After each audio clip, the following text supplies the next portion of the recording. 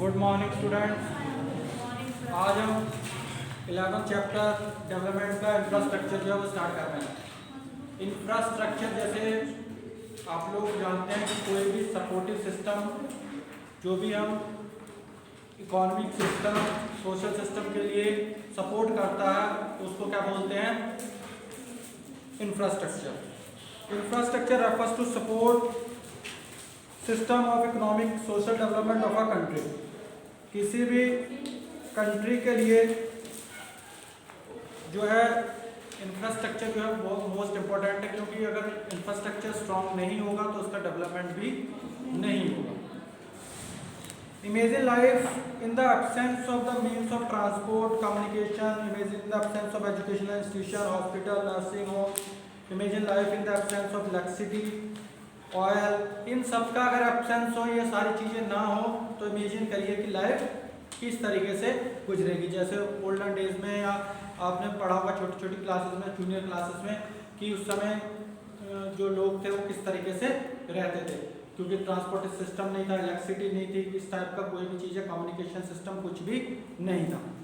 तो अब सब सारी चीज़ें अगर ना हो तो उस हिसाब से एक जो लाइफ है सिर्फ एक जी जा सकती है, उसमें कोई भी एंजॉय इस टाइप का कुछ भी नहीं है।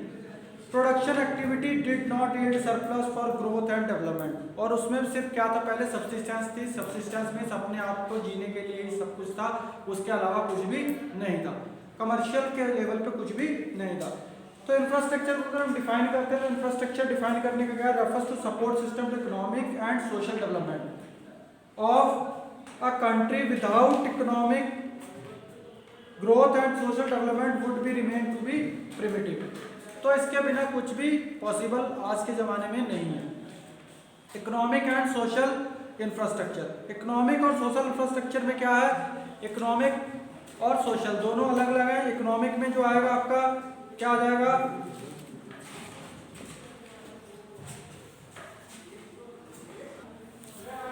इकोनॉमिक इंफ्रास्ट्रक्चर में क्या है, जैसे कि पावर हो गया, ट्रांसपोर्ट, कम्युनिकेशन, ये सारा का सारा किस चीज़ में आ जाएगा आपका, इकोनॉमिक इंफ्रास्ट्रक्चर में। अब abundant availability of power supply would accelerate the pace of production activity. जितनी हमारे पास पावर सप्लाई ज़्यादा होगी, बिजली ज़्यादा होगी, उसी हिसाब से प्रोडक्शन भी ज़्यादा होगा। और जितना ट्रांसपोर्ट ज़्यादा होगा, फैसिलिटीज मूवमेंट गुड्स की ज़्यादा होंगी, उसी हिसाब से प्रोडक्शन और मूवमेंट ज़्यादा होगा। कम्युनिकेशन अगर फैसिलिटी होगी, ठीक है, इस टाइप की सारी चीज़ें अगर हमारे पास इंफ्रास्ट्रक्चर स्ट्रॉन्ग होगा तो सोशल इकोनॉमिक ग्रोथ जो है या इकोनॉमिक इंफ्रास्ट्रक्चर स्ट्रॉन्ग होगा तो ये काफ़ी हेल्प करेगा प्रोडक्शन एक्टिविटी के लिए। जितनी ज़्यादा स्ट्रॉन्ग होगा उतना ही प्रोडक्शन भी ज़्यादा होगा। सोशल इंफ्रास्ट्रक्चर में क्या कहा जाता है, जैसे स्कूल्स हो गया, कॉलेजेस हो गया, हॉस्पिटल हो गया, नर्सिंग होम्स, ये सारा का सारा किसमें आ जाता है, सोशल इंफ्रास्ट्रक्चर में।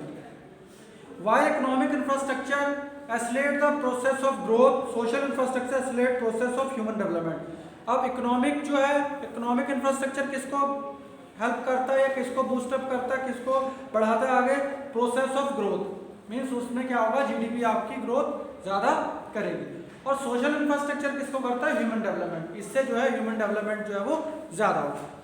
तो ये दोनों एक साथ चलने जरूरी हैं, क्योंकि ये नहीं कि हम सोशल को ही बढ़ा रहे हैं, इकोनॉमिक नहीं बढ़ा रहे हैं, या इकोनॉमिक हो रहा है तो सोशल नहीं हो रहा।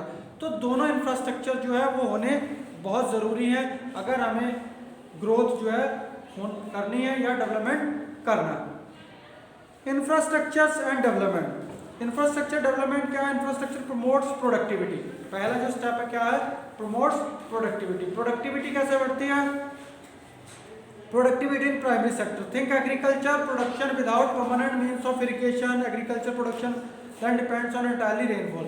अगर हमारे पास इंफ्रास्ट्रक्चर है, अगर इरिगेशन की फैसिलिटीज़ ना हो, सिर्फ रेन पे ही हो, अभी भी बहुत सारे स्टेट्स हैं जहाँ पे ज़्यादा से ज़्यादा लोग किस पे डिपेंड है, रेन पे ही, फार्मर्स जो है रेन पे डिपेंड है। तो रेन पे डिपेंड है तो उस पर क्या होगा, उसी हिसाब से प्रोडक्शन भी कम होगा। अगर रेन अच्छी हो गई तो प्रोडक्शन अच्छा होगा, रेन अच्छी नहीं हुई तो प्रोडक्शन अच्छा नहीं होगा।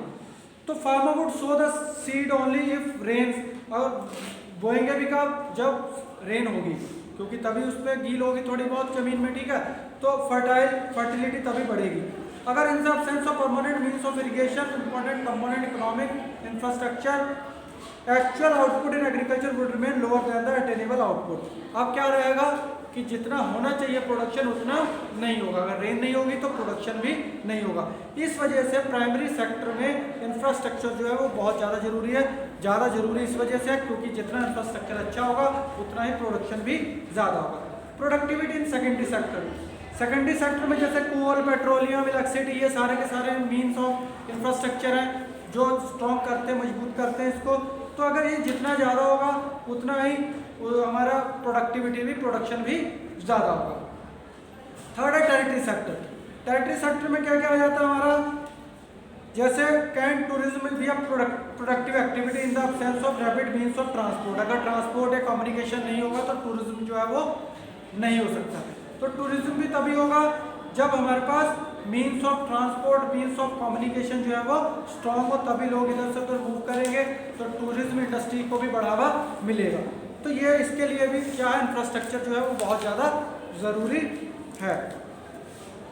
नेक्स्ट जो है इसमें इंफ्रास्ट्रक्चर इंड्यूसेस इन्वेस्टमेंट। और इंफ्रास्ट्रक्चर क्या करता है, इन्वेस्टमेंट को इंड्यूस करता है, बढ़ाता है। कैसे बढ़ाता है, developed network of highway would definitely reduces investment across all sectors of the economy. अगर अच्छे हाईवे बने हुए हैं वो तो क्या करेंगे कि ज़्यादा जितना इंफ्रास्ट्रक्चर आप स्ट्रॉन्ग होगा उतना ही इन्वेस्टमेंट भी ज़्यादा होगा। और वो क्या करता है, movement of goods and services जो है कंट्री के डिफरेंट पार्ट से इधर उधर से हो सकती हैं। तो यही चीज़ें हैं कि जितना हमारा मजबूत होगा इंफ्रास्ट्रक्चर उतना इन्वेस्टमेंट भी लोग ज़्यादा करेंगे, क्योंकि उन्हें ईजी होगा अपना बिजनेस करना, अपना मूवमेंट करना गुड्स एंड सर्विसेज का। इस वजह से ये किसको हेल्प करता है, इन्वेस्टमेंट को। नेक्स्ट है infrastructure generate linkage in production.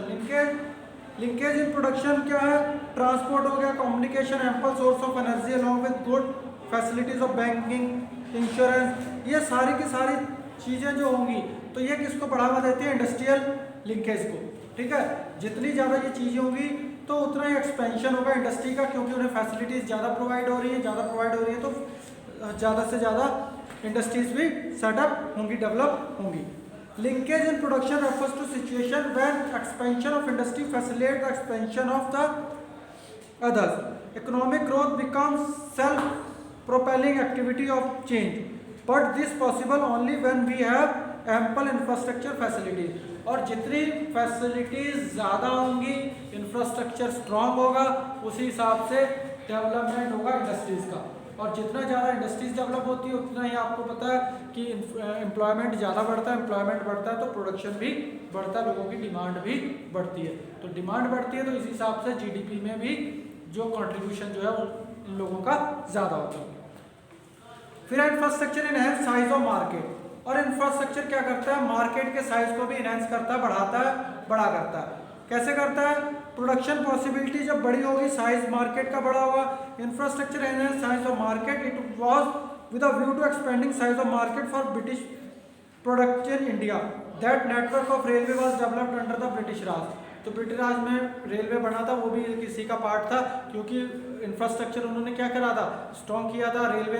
क्योंकि वो अगर पोर्ट पे लाते थे, पोर्ट से पूरी की पूरी कंट्री में उसको थ्रू द रेलवे वो अपने गुड्स को डिस्ट्रीब्यूट कर देते थे। Infrastructure enhance ability to work. और इंफ्रास्ट्रक्चर स्ट्रॉन्ग होने से क्या होता है, प्रमोट एजुकेशन होती है, स्किल, इंफॉर्मेशन, हेल्थ केयर, ये सारी फैसिलिटीज प्रोवाइड होती हैं, तो इससे एबिलिटी वर्क करने की भी बढ़ती है। तो इंफ्रास्ट्रक्चर इस चीज़ को भी मजबूत करता है कि ज़्यादा से ज़्यादा अगर हेल्थ अच्छी होगी तो एबिलिटी करने की एबिलिटी ज़्यादा होगी, वर्क करने की, ज़्यादा वर्क होगा तो जीडीपी में कंट्रीब्यूशन ज़्यादा होगा और प्रोसेस जो है ग्रोथ की वो एक्सेलरेट होगी, वो भी बढ़ेगी। इंफ्रास्ट्रक्चर फैसिलिटेट आउटसोर्सिंग के लिए भी हेल्प करता है। India is emerging to a global destination of call center. जैसे कॉल सेंटर्स होगा, इस टाइप के जितने भी बीपीओ है हम बोलते हैं, या मेडिकल टूरिज्म हो गया, तो इस टाइप को भी जो हेल्प करता है सोशल इंफ्रास्ट्रक्चर, तो उससे भी क्या होता है कि फैसिलिटेट किसको होती है, आउटसोर्सिंग जो है वो बढ़ती है। Infrastructure induces FDI. एफडीआई जैसे फॉरेन डायरेक्ट इन्वेस्टमेंट है, अगर इंफ्रास्ट्रक्चर स्ट्रॉन्ग होगा तो जो फॉरेनर्स हैं या फॉरेन डायरेक्ट इन्वेस्टमेंट है वो ज़्यादा होगा, तो ज़्यादा होगा तो इंडस्ट्रीज ज़्यादा सेटअप होंगी, तो वो भी हमारे लिए इंडस्ट्री के लिए या कंट्री के लिए, इकॉनमी के लिए वो बूम है, उससे भी हमारा डेवलपमेंट जो है वो ज़्यादा होगा। The state of infrastructure in India, कि क्या स्टेट है इंफ्रास्ट्रक्चर की इंडिया में।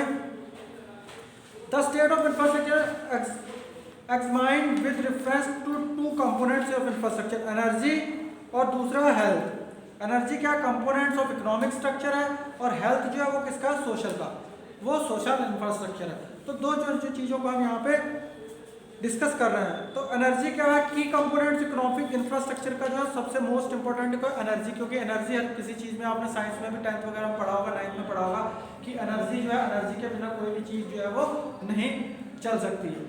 तो एनर्जी क्या मोस्ट इंपॉर्टेंट कंपोनेंट है इकोनॉमिक इंफ्रास्ट्रक्चर का। ये लाइफ लाइन है प्रोडक्शन एक्टिविटी की, क्योंकि जितनी भी चीज़ें प्रोडक्शन होता है वो किससे होता है, एनर्जी से होता है। कोई भी चीज़ चलेगी तो वो एनर्जी से ही चलेगी।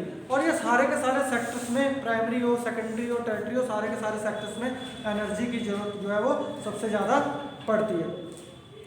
अब इस पड़ती कैसे, जैसे प्राइमरी सेक्टर में ट्यूबवेल्स चल रहे हैं, बोरिंग चलते हैं, उसके लिए एनर्जी की जरूरत है, ठीक है। सेकेंडरी में अगर और मशीन्स चलानी है उसके लिए ज़रूरत है। टेरिटरी में जितने भी कंप्यूटर्स, जितने इस टाइप की जितनी भी चीज़ें चलानी है उनके लिए भी एनर्जी है। तो किसी में सोलर एनर्जी चल रही है या इलेक्ट्रिक एनर्जी चल रही है, इस टाइप की जितनी भी टाइप की एनर्जी है तो वो यूज़ होनी है। बिना एनर्जी के आप ये देखते हैं, एनर्जी में इलेक्ट्रिसिटी या पावर चली जाए तो पूरा का पूरा सिस्टम जो है वो ठप हो जाता है। तो अगर थोड़ा टाइम कहीं पर भी, जैसे किसी कंट्री में क्या है या किसी सिटी में ब्लैकआउट हो जाता है किसी दिन, जैसे काफ़ी सालों बाद मुंबई में कुछ दिन पहले ब्लैकआउट हो गया था। ब्लैकआउट में पूरा का पूरा ग्रिड जो है वो डाउन हो गया। ग्रिड डाउन हो गया मीन्स पूरी की पूरी लाइट जो है वो चली गई। तो जब लाइट चली जाती है तो आप ये देखते हैं कि मेट्रो वहीं रुक जाती है, हर चीज़ जितनी भी है, लिफ्ट अगर चल रही है लिफ्ट वहीं रुक जाएगी, सारे की सारी चीज़ें जितनी भी हैं वो वहीं के वहीं काम जो है वो रुक जाता है। कंप्यूटर्स वगैरह सारी चीज़ें एक बार रुक जाता है, नेट चला जाएगा, इस टाइप की। तो इसमें क्या है, एनर्जी जो है मोस्ट इंपॉर्टेंट रोल प्ले करता है प्रोडक्शन के लिए या डेवलपमेंट के लिए। तो कमर्शियल इसमें है, non commercial source of energy, एक कमर्शियल है और एक नॉन कमर्शियल है। कमर्शियल, अब इसमें क्या क्या, इसको भी ब्रॉडली क्लासिफाइड किया गया, जैसे coal, petroleum products, natural gas, electricity are the important source of commercial energy. Coal हो गया, पेट्रोलियम हो गया, ठीक है, नेचुरल गैस हो गई, इलेक्ट्रिसिटी हो गई, ये सारे के सारे क्या है, कमर्शियल एनर्जी हैं। ये क्या है, largely use for commercial purpose के लिए इनको यूज़ किया जाता है, जैसे फैक्ट्रीज में हो गया, फार्म्स में हो गया, इस टाइप में इनको यूज़ किया जाता है। और ये market of sale and purchase के लिए इनको काम किया जाता है, ये बिकती और खरीदी भी जाती हैं। दूसरा हो गया फायरवुड हो गया, एग्रीकल्चर वेस्ट हो गया, स्ट्रॉ, जैसे स्ट्रॉ समझते होंगे, जैसे ये प्याल वगैरह होता है इसको बोलते हैं पराली, जिसको स्ट्रॉ बोलते हैं, या गेहूं का हो जाता है, ठीक है। एनिमल वेस्ट हो गया, काउ डंग वगैरह जो होता है, गोबर जिसे बोलते हैं, ठीक है। तो ये क्या है, नॉन कमर्शियल एनर्जी, मीन्स ये बेचे खरीदे नहीं जाते, ये हाउस होल्ड में इस टाइप का कंज्यूमर जो यूज़ करते हैं, तो ये क्या है, नॉन कमर्शियल एनर्जी। तो कमर्शियल में इसको खरीदा बेचा जाता है, ठीक है, और नॉन कमर्शियल में नहीं खरीदा जाता है। कमर्शियल एनर्जी और नॉन कमर्शियल यूज़ क्या क्या है, लार्जली इंडस्ट्रियल में है कमर्शियल को, और उसमें क्या हाउस होल्ड में यूज़ करते हैं, डोमेस्टिक के लेवल पे यूज़ करते हैं। नेचर ऑफ गुड्स क्या क्या है इसमें, goods of commercial energy are traded through market, these goods command price, domestic as well as international market में इन चीज़ों की खरीद फरोख्त होती है। और नॉन कमर्शियल की क्या है, विलेज में फ्री गुड्स जितने भी हैं इस टाइप का यूज़ होता है। तो ये क्या है, इसका कोई भी इस टाइप से कोई भी प्राइस नहीं है। फिर इसमें है आगे इसको conventional and non conventional. Conventional energy कौन सी होती है, जो हमारी पेट्रोलियम, जैसे जो हमारे पहले से बहुत पुरानी चल रही है या ज़मीन से हम उसको निकाल रहे हैं, ठीक है, जैसे कोल हो गया, पेट्रोलियम हो गया, नेचुरल गैस हो गई, ठीक है, या इलेक्ट्रिसिटी हो गई, इस टाइप से जो पुरानी चल रही है, जिसका यूज़ बहुत समय से हो रहा है, लॉन्ग हिस्ट्री है उसके पीछे, तो वो क्या कहलाती है, हमारी कन्वेंशनल। और नॉन कन्वेंशनल जो रिसेंटली जो कुछ ईयर्स में उसको इन्वेंट किया गया है, जैसे सोलर एनर्जी हो गया, विंड एनर्जी हो गया, बायोमास हो गया, इस टाइप की जो एनर्जी है वो क्या है, नॉन कन्वेंशनल। अब कन्वेंशनल और नॉन कन्वेंशनल में क्या, कोल है, जैसे कोल क्या है, इंडिया रिच है कोल में, इसके पास कोल की बहुत सारी माइंस है, कोल माइंस जहाँ पे कोयला निकलता है। 1950-51 में जो प्रोडक्शन कोल इंडिया में हुआ, कितना हुआ, 328 lakh tonne, which increase to 6,764 lakh tonne in 2017-18। मतलब इतने लाख, मतलब इतने हजार जो है वो बढ़ गया। Of the total energy produce in India 67% consist of coal. Total energy जितनी भी बन रही है उसमें कंट्रीब्यूशन किसका, कोल का कितना है, 67% जो एनर्जी मिल रही है वो किससे मिल रही है, कोल से मिल रही है। It is estimated that India is total reserve of 319 billion ton of coal as 31 March 2018, इतना इनके पास टोटल रिजर्व है। ठीक है, 319 बिलियन टन जो है इनके पास, इंडिया के पास इतना कोयला है। प्रिंसिपल कंज्यूमर कोल के कौन कौन है जो कोल को यूज करते हैं? थर्मल पावर हो गया स्टेशन जहाँ से बिजली बन रही है, using coal to generate electricity. Steel plant हो गया जहाँ पे मीन्स ये सरिया वगैरह लोहा वगैरह बन रहा है, शीट्स बन रही हैं। सीमेंट फैक्ट्रीज हो गई, रेलवे हो गया, फर्टिलाइजर फैक्ट्री हो गई, ब्रिक किल्न जिसे भट्टे बोलते हैं ये हो गया। तो यहाँ पे सब चीज़ों में ये क्या है, कोयले की खपत जो है वो बहुत ज़्यादा होती है। इस वजह से Indian coal contain large quantity of ash and generate less heat. लेकिन इसकी जो कमी है वो क्या है, इससे जो ऐश होती है वो ज़्यादा निकलती है, ऐश समझ रहे होंगे जिसे वो राख बोलते हैं। ठीक है, लेकिन जो हीट है, जनरेट हीट जो है ये उसके कंपैरिजन कम करता है। It hampers efficiency of thermal power stations. Therefore, some good quality coal, less ash and more is imported from other countries। और जिसमें कोयले में हीट ज़्यादा निकले और ऐश कम निकले वो हम लोग काफ़ी बाहर वाले कंट्रीज से भी इंडिया जो है वो इम्पोर्ट करता है। दूसरा पेट्रोलियम। पेट्रोलियम की जितनी हमें नीड है उससे हमारे पास बहुत ज़्यादा कम है। जैसे क्रूड ऑयल की हमारे पास जो प्रोडक्शन है वो कितना 36 से 38 मिलियन टन है लास्ट 8 ईयर्स में, 2010-11 से लेकर 2017-18 तक। लेकिन वो स्टैग्नेंट है, वो उतना ही लगभग हमारे पास हो रहा है। लेकिन जो डिमांड है वो लगातार बढ़ती चली जा रही है, क्योंकि आप देख रहे हैं व्हीकल बढ़ते चले जा रहे हैं, उस हिसाब से पेट्रोलियम की नीड भी बढ़ती चली जा रही है। अब the gap between domestic consumption and domestic production tend to rise over time, causing significant rise in volume of imports. अब उससे क्या होता है, हमें इंपोर्ट करना पड़ता है, क्योंकि हम बहुत ज़्यादा इंपोर्ट जो है पेट्रोलियम जो है फॉरेन कंट्रीज से करते हैं, क्योंकि हमारी नीड जो है वो ज़्यादा बढ़ रही है। उस हिसाब से हमारा जो है डोमेस्टिक जो कंजम्पशन ज़्यादा है in comparison to domestic output, क्योंकि हमारे पास आउटपुट कम है उस हिसाब से कंजम्पशन जो है वो ज़्यादा है। इस वजह से हम ज़्यादा से ज़्यादा किस पे डिपेंड है, फॉरेन कंट्रीज से, वहीं से पेट्रोलियम जो है वो इम्पोर्ट करते हैं। नेक्स्ट है फिर नेचुरल गैस। नेचुरल गैस क्या है, ये भी रॉ मटेरियल फर्टिलाइजर में, पेट्रोलियम प्रोडक्ट्स में, कुकिंग गैस जो एलपीजी वगैरह होती है, इनमें सब में जो है वो यूज़ होता है। तो main reserve of natural gas found in Mumbai है, गुजरात है, त्रिपुरा, आंध्र प्रदेश, तमिलनाडु और राजस्थान में इनका जो है आउटपुट होता है, मीन्स प्रोडक्शन इनका होता है। It may be noted that LPG also produced as by product of crude oil. और ये क्या है, एलपीजी जो बनता है ये क्या है, बाई प्रोडक्ट समझ रहे होंगे आप कि जो मेन प्रोडक्ट होते हैं, मेन प्रोडक्ट से जो बचा हुआ प्रोडक्ट है वो क्या है, बाई प्रोडक्ट। ठीक है, तो बाई प्रोडक्ट है क्रूड ऑयल का जो है बाई प्रोडक्ट होता है एलपीजी, जो हम होम जितने भी कुकिंग गैस है उसमें इसको यूज होता है। नेक्स्ट है इलेक्ट्रिसिटी। इलेक्ट्रिसिटी भी कन्वेंशनल सोर्स ऑफ एनर्जी है। अब इसमें क्या है, 3 टाइप्स की होती है, क्या है, थर्मल पावर स्टेशन है, हाइड्रो इलेक्ट्रिसिटी है और एटॉमिक पावर स्टेशन है। तो after independence relying more on hydro electricity, हम ज़्यादा से ज़्यादा किस पे डिपेंड हुए, हाइड्रो पे। But over time we have increasingly switched over to thermal power as source of electricity. This is despite fact that use of कोयल in thermal station causes environmental pollution. अब थर्मल में ज़्यादा से ज़्यादा कोल use होता है, इस वजह से एनवायरमेंट पॉल्यूशन होता है। तो इससे क्या है, shift of from hydro to thermal has occurred because we have large reserve of coal. हमारे पास कोल तो बहुत है, इस वजह से हम इस पर शिफ्ट होगा। Installation of hydro electricity station involves huge initial investment, और हाइड्रो इलेक्ट्रिसिटी स्टेशन में बहुत ज़्यादा इन्वेस्टमेंट भी होता है। Besides a long gas station lag. अब है नॉन कन्वेंशनल सोर्सेज। ये हमने कन्वेंशनल सोर्सेज पढ़े। नॉन कन्वेंशनल सोर्सेज क्या क्या है, सोलर एनर्जी हो गया, विंड एनर्जी हो गया, बायोमास हो गया, geothermal energy, energy through tides and waves. ठीक है, ये सारे के सारे सोर्स जो हैं वो किसके हैं, non conventional source of energy. Conventional और नॉन कन्वेंशनल में हमने डिस्कस किया कि कन्वेंशनल क्या होते हैं, आपके जो पास्ट हिस्ट्री है उनके पास, और जो रिसेंटली जो हुए हैं वो क्या है, हमारे नॉन कन्वेंशनल है। अब इसमें भी एक है बायो एनर्जी और एक है बायोमास। बायोगैस जो बोलते हैं, बायोगैस जो काऊ डंग वगैरह से, गोबर गैस का आपने सुना होगा, गोबर गैस होता है उसमें काऊ डंग घोल देते हैं और उससे वो जो है गैस जो है वो बनती है, ठीक है। वो कुकिंग वगैरह में इस टाइप में सब में यूज होती है, जिसे गोबर गैस बोला जाता है, ठीक है। तो दूसरा जो है बायोमास है। बायोमास क्या है?